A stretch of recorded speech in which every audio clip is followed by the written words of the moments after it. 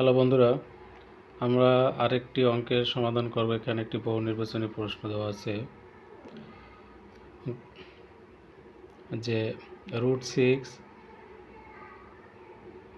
1/64 এর মান কোনটি। এখানে আছে 1/4, হাফ, 1/3, 2।